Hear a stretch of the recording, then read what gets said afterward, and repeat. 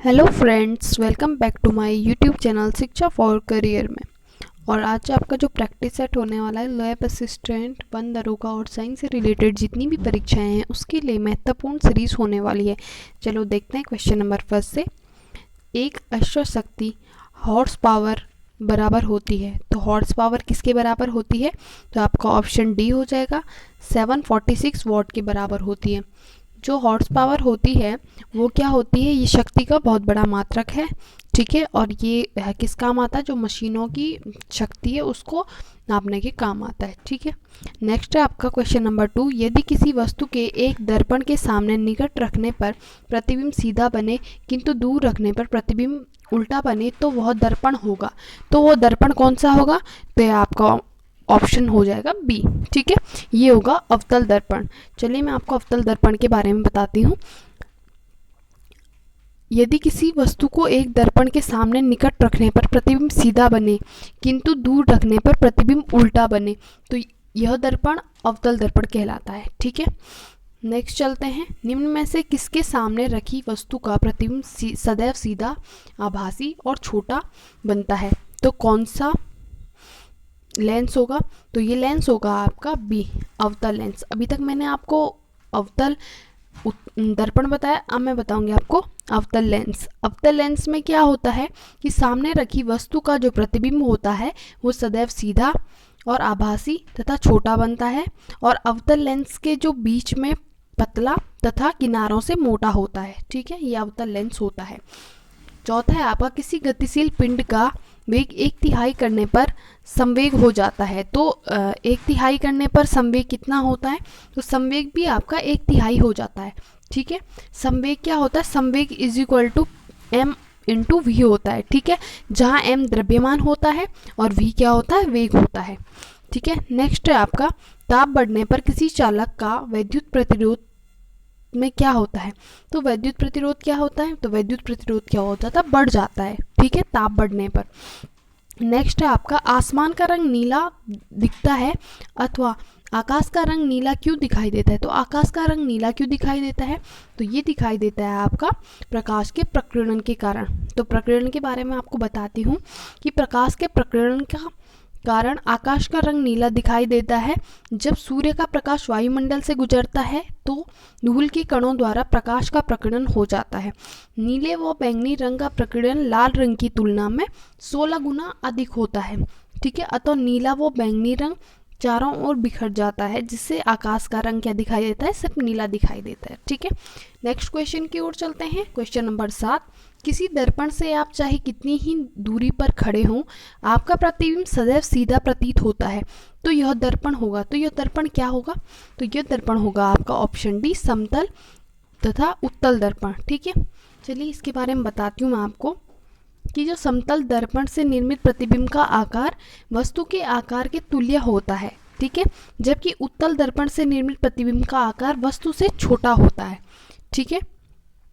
Next है आपका, ampere second किसका मात्रक है? तो एम्पियर सेकंड किसका मात्रक है? ये है आपका आवेश का मात्रक, ठीक है। नेक्स्ट है आपका, स्थिर चुंबकीय क्षेत्र में ध्रुवों के बीच किसी वैद्युत धारावाही चालक पर लगने वाले बल की दिशा ज्ञात करने के लिए उपयुक्त नियम है। तो कौन सा नियम है? तो ये आपका ऑप्शन सी, फ्लेमिंग के बाएं हाथ का नियम, ठीक है। फ्लेमिंग के बाएं हाथ का नियम क्या कहता है? स्थिर चुंबकीय क्षेत्र में ध्रुवों के बीच किसी वैद्युत धारावाही चालक पर लगने वाले बल की दिशा ज्ञात करने के लिए क्या होता है? फ्लेमिंग के बाएं हाथ का नियम होता है, ठीक है।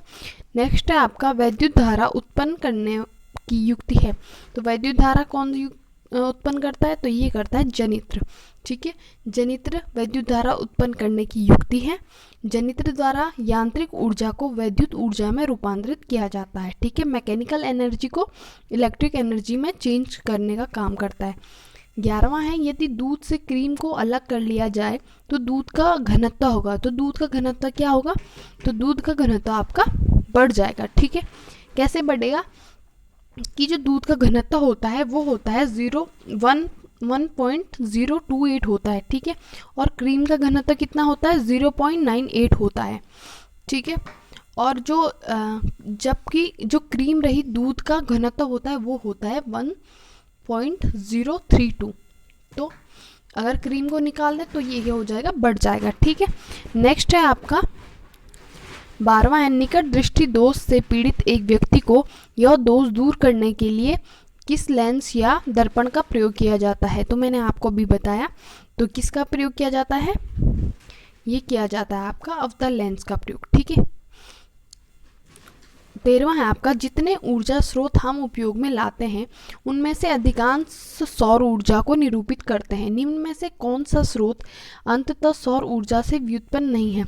तो कौन नहीं है? ऑप्शन सी, नाभिकीय ऊर्जा नहीं है। ठीक है, बाकी तापीय ऊर्जा भी है, पवन ऊर्जा भी है और जैव ऊर्जा भी है। नाभिकीय ऊर्जा क्या है?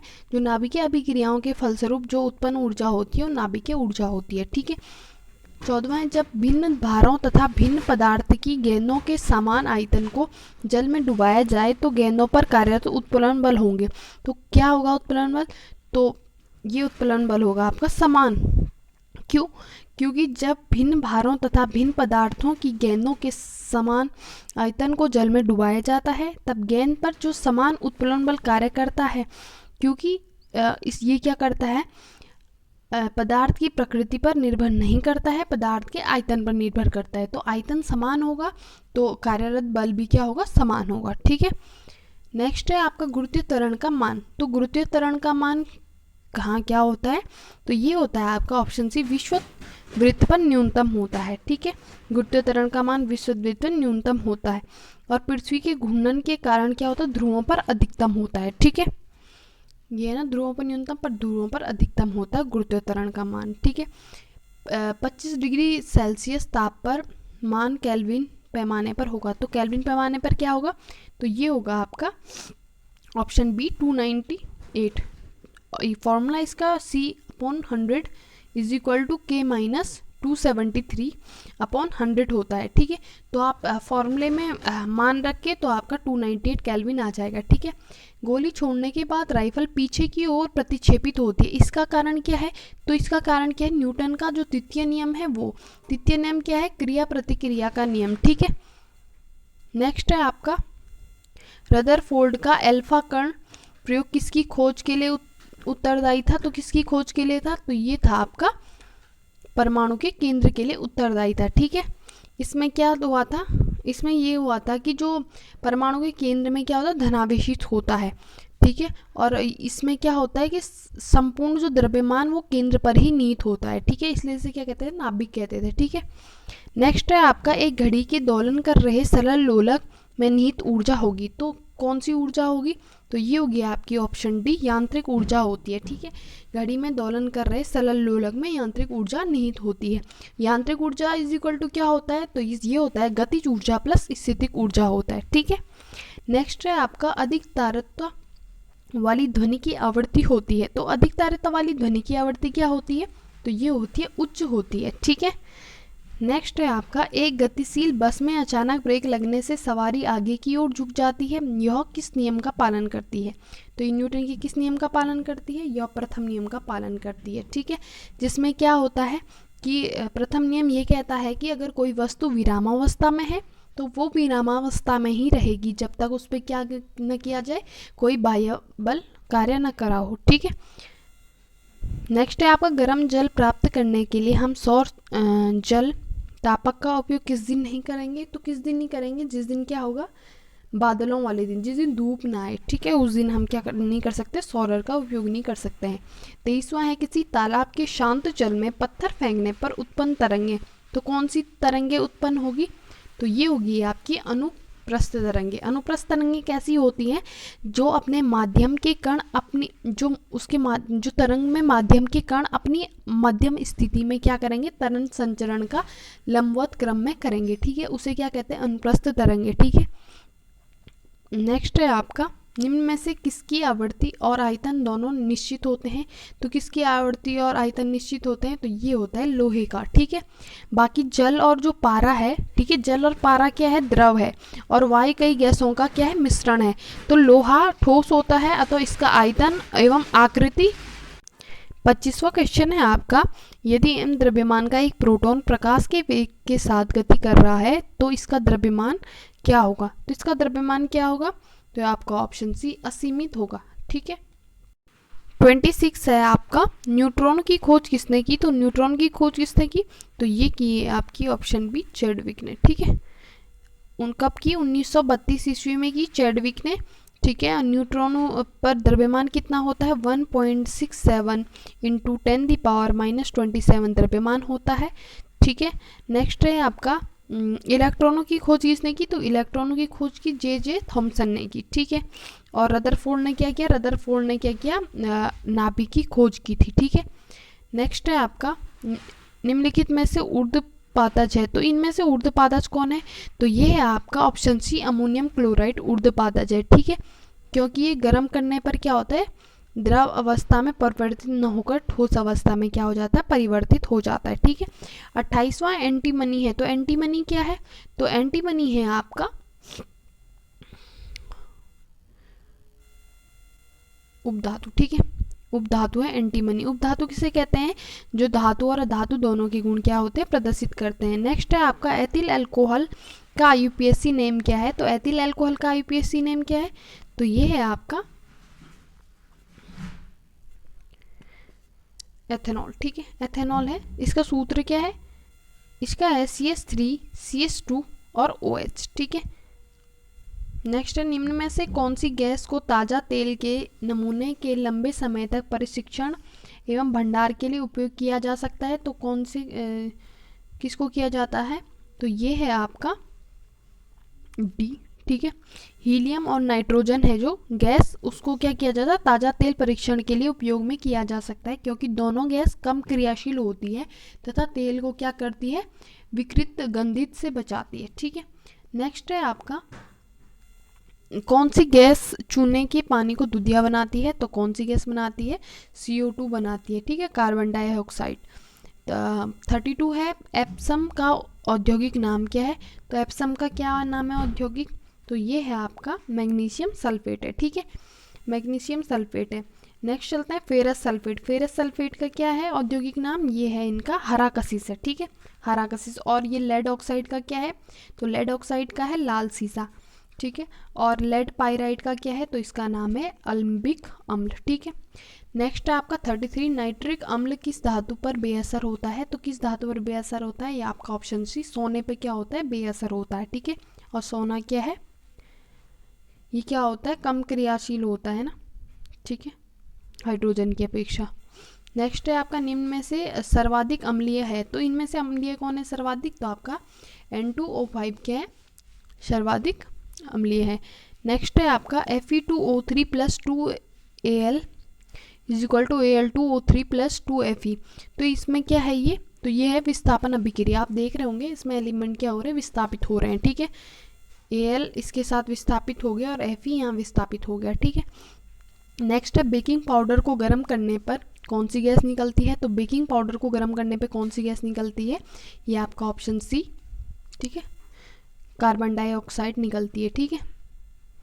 नेक्स्ट है आपका खाना बनाते समय यदि बर्तन की तली बाहर से काली हो रही हो तो इसका तात्पर्य क्या है, तो इसका तात्पर्य क्या है, ईंधन पूरी तरह से नहीं जला हुआ इसलिए वो काला हो जाता है, ठीक है। धातुओं के पतले तार खींचे जाने के गुण को क्या कहते हैं, तो क्या कहते हैं इसको, तो इसको कहते हैं आपका तन्यता, ठीक है। नेक्स्ट है आपका लोहे से बनी वस्तु में जंग लगने को कहते हैं, तो लोहे से बनी वस्तु में जंग लगने को क्या कहते हैं, संक्षारण या रासायनिक परिवर्तन, ठीक है।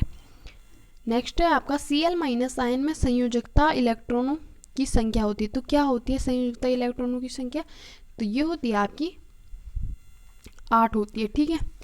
जैसे अगर Cl होता है तो Cl में 287 होती है, ठीक है, पर Cl- है तो इसमें एक इलेक्ट्रॉन क्या होगा, 288 होता है, ठीक है। 41 है अग्नि दुर्घटना में क्या अधिक तापिश पैदा करता है, तो क्या करता है, ऑप्शन डी पॉलीमर करता है, ठीक है, पॉलीमर तापिश अधिक पैदा करता है। नेक्स्ट है आपका बायोगैस में मुख्यतः पाई जाती है, तो बायोगैस में मुख्यतः क्या पाई जाती है, तो बायोगैस में मीथेन मुख्यतः पाई जाती है, ठीक है। कितने % पाई जाती है, 75% पाई जाती है। बाकी हाइड्रोजन सल्फाइड कार्बन डाइऑक्साइड का क्या होता है, मिश्रण होता है, ठीक है। नेक्स्ट है आपका फिटकरी का प्रयोग होता है, तो फिटकरी का प्रयोग किस लिए होता है, तो ये होता है आपका जल शोधक के रूप में क्या होता है, कार्य करता है। और इसका फॉर्मूला क्या है, तो इसका फॉर्मूला है K2 SO4 Al2, SO4 का होल थ्राइस 24 H2O है, ठीक है। ये भी बहुत बार पूछा जाता है और ये क्या करता है, ब्लड क्लॉटिंग में क्या करता है, मदद करता है, ठीक है। नेक्स्ट आपका नींबू में एसिड पाया जाता है, तो नींबू में कौन सा एसिड पाया जाता है, तो ये पाया जाता है आपका सिट्रिक एसिड। बाकी चले चलते हैं, जो लैक्टिक एसिड होता है दही, खट्टा दूध आदि में क्या पाया जाता है, ठीक है।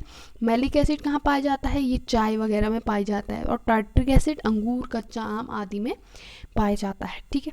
नेक्स्ट है आपका निम्न में से सबसे अधिक ऋण वैद्युतीय तत्व कौन सा है, तो सबसे कम ऋण विद्युतीय, सबसे अधिक ऋण विद्युतीय तत्व कौन सा है, तो ये है आपका फ्लोरीन, ठीक है।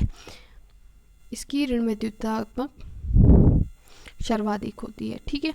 नौसाधर और नमक के मिश्रण से नौसाधर पृथक कर सकते हैं, तो किससे कर सकते हैं, तो ये कर सकते हैं आपको ऊर्ध्वपातन, सब्लिमेशन होता है ना, इससे क्या कर सकते हैं, नौसाधर किसे बोलते हैं, NH4Cl, ठीक है।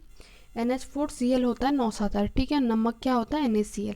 निम्न में से अम्लीय लवण है, तो इनमें से अम्लीय लवण कौन है, तो ये है आपका ऑप्शन बी NaHSO4, ठीक है। NaHSO4 का जो है तो ठीक है। नेक्स्ट है आपका निम्न में से कौन सी धातु जल के साथ सामान्य ताप पर क्रिया करती है, तो कौन सी धातु जल के साथ सामान्य क्रिया पर काम करती है, ये है आपकी ऑप्शन बी सोडियम, ठीक है।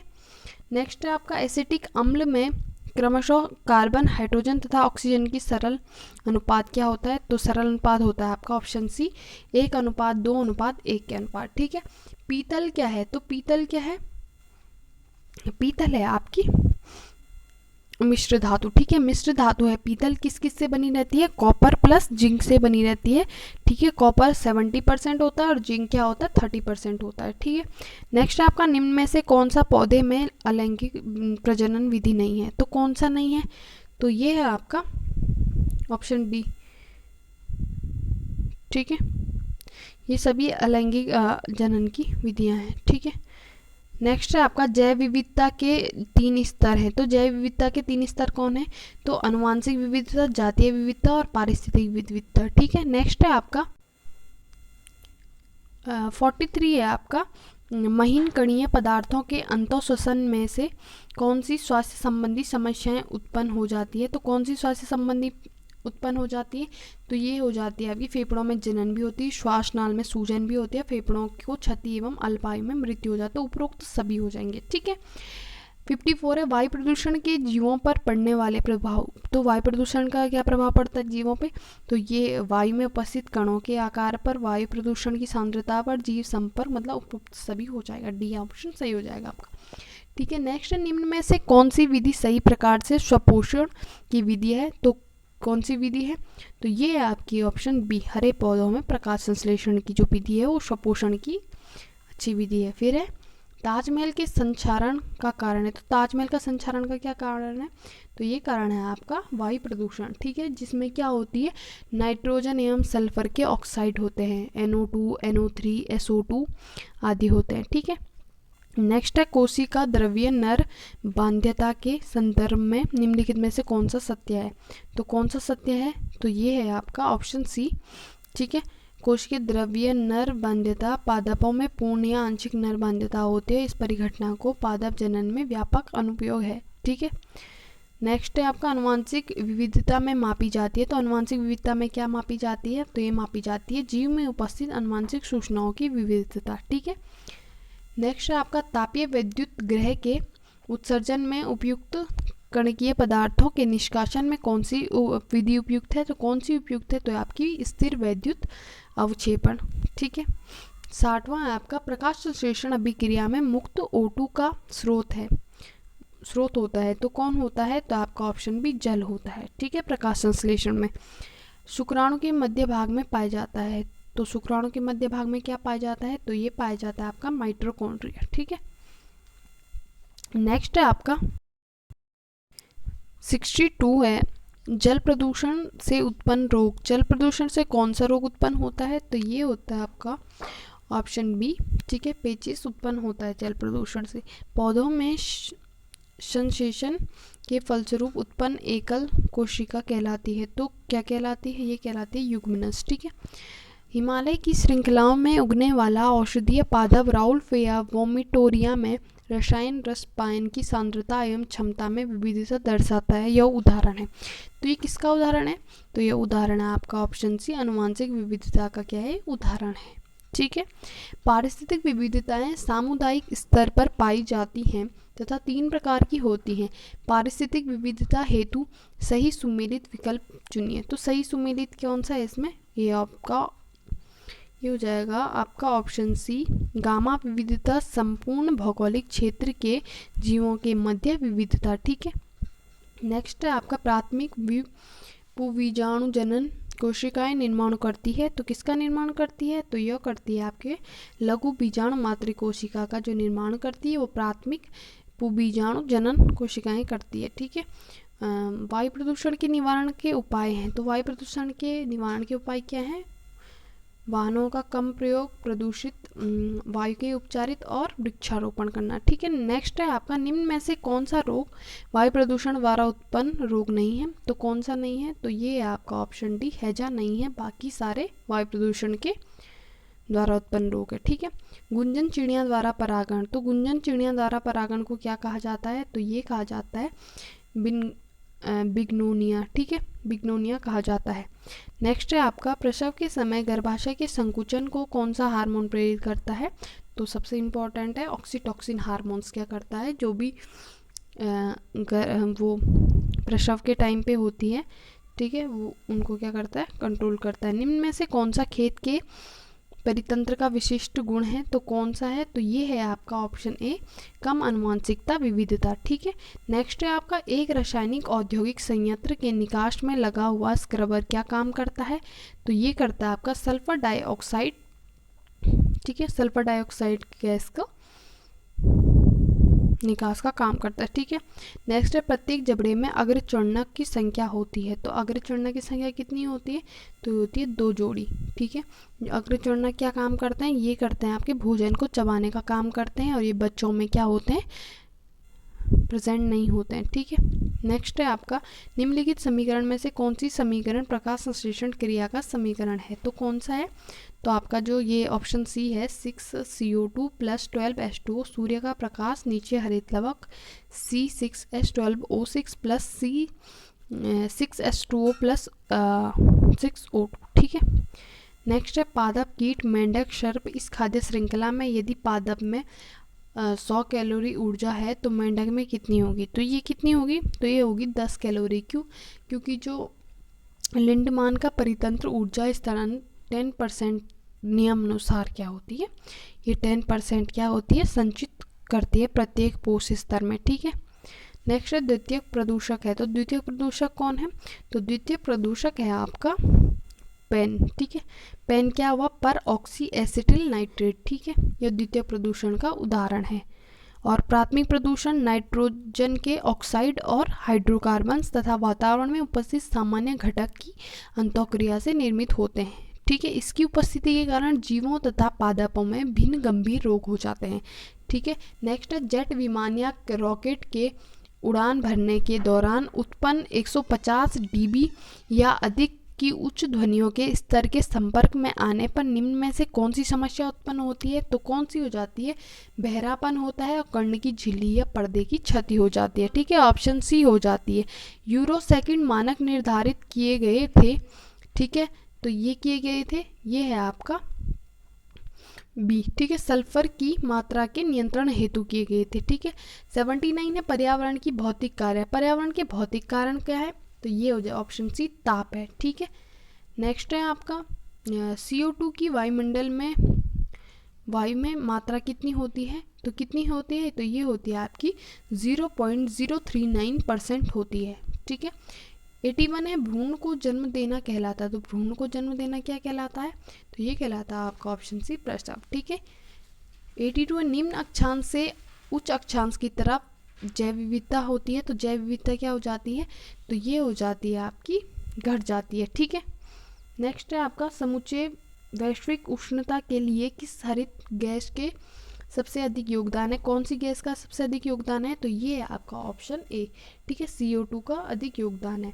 जैव रासायनिक ऑक्सीकरण BOD उन जल स्रोतों हेतु अच्छा प्रदूषक संकेत नहीं है जिनमें अंतर्वाह प्राप्त होती है। तो क्या प्राप्त होता है? तो आपका ऑप्शन सी हो जाएगा, पेट्रोलियम औद्योगिक से, ठीक है। नेक्स्ट, जैवमंडल किससे बना होता है? तो जैवमंडल बना होता है आपका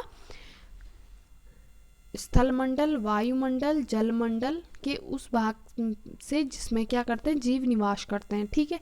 DDT का विस्तृत रूप क्या है? तो DDT का विस्तृत रूप आपका डाइक्लोरो डाइफिनाइल ट्राइक्लोरोएथेन होता है, ठीक है। नेक्स्ट है आपका, निम्न में से गर्भाशय की एक परत नहीं है। तो गर्भाशय की कौन सी परत नहीं है इसमें? तो ये आपका ऑप्शन डी, एक्ट्रोमेट्रियम नहीं है, बाकी एंड्रोमेट्रियम है, पेरीमेट्रियम है और मायोमेट्रियम है, ठीक है। नेक्स्ट, पृथ्वी पर सर्वाधिक जैव विविधता वाला उष्णकटिबंधीय वर्षावन स्थित है। तो कौन सा है वर्षावन स्थित? तो ये है आपका दक्षिण अमेरिका में, ठीक है। अमेजन उष्णकटिबंधीय वर्षावनों में पृथ्वी की सर्वाधिक जैव विविधता पाई जाती है, ठीक है, अमेजन वनों में। घरेलू वाहित मल में मुख्यतः होते हैं। तो घरेलू वाहित मल में क्या होते हैं मुख्यतः? तो ये होते हैं आपके निलंबित ठोस, कोलाइड पदार्थ और जैव निम्नीकृत। ऑप्शन डी सही हो जाएगा, ठीक है। धात्विक जल प्रदूषण में होने वाले रोग मीना मिट्टा और इटाई इटाई क्रमशः धातु होते हैं। तो क्या होते हैं? ये होते हैं आपके ऑप्शन ए Hg और Ct, ठीक है, कैडमियम। निम्नलिखित में से किसका उद्भव भ्रूणीय मीसोडर्म से होता है? तो किसका होता है? तो ये होता है आपका ऑप्शन सी, रुधिर का, ठीक है। नेक्स्ट है आपका, अम्लीय वर्षा के संकेतक है। तो अम्लीय वर्षा क्या क्या संकेतक है? तो ये होता है आपका लाइकेन, ठीक है। लाइकेन अम्ल सुग्राही होने के कारण अम्ल वर्षा के संकेतक हैं।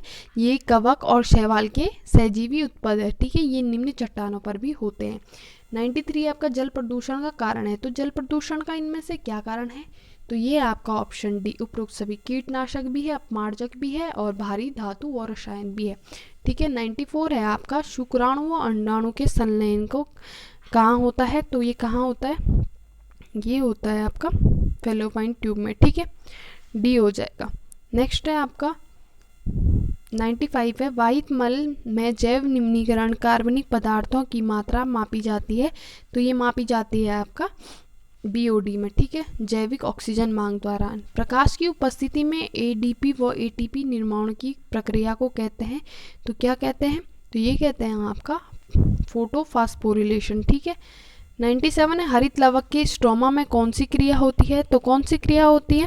तो ये होती है आपकी अप्रकाशीय क्रिया। अप्रकाशीय क्रिया किसे कहते हैं? ठीक है, जिसमें क्या होते हैं, जो हरित लवक के स्ट्रोमा में प्रकाश की अनुपस्थिति में जो अभिक्रिया होती है, ठीक है, अप्रकाशीय अभिक्रिया होती है, केल्विन चक्र समापन होता है, ठीक है। निम्नलिखित में से कौन सा मादा जनन अंग का एक भाग नहीं है? तो कौन सा नहीं है? तो ये है आपकी शुक्रवाहिका, ठीक है, ये नर जनन अंग का भाग है। भ्रूण के एक विशेष ऊतक की सहायता से माता के रुधिर से पोषण लेता है, जो कहलाता है, तो क्या कहलाता है? इसे कहते हैं अपरा, ठीक है। नेक्स्ट है आपका 100 क्वेश्चन है आपका, प्रकाश संश्लेषण की क्रिया में O2 गैस के रूप में मुक्त होकर किस संरचना में बाहर निकलती है? तो कौन सी संरचना में बाहर निकलती है? तो ये निकलती है रंध्रों द्वारा, ठीक है।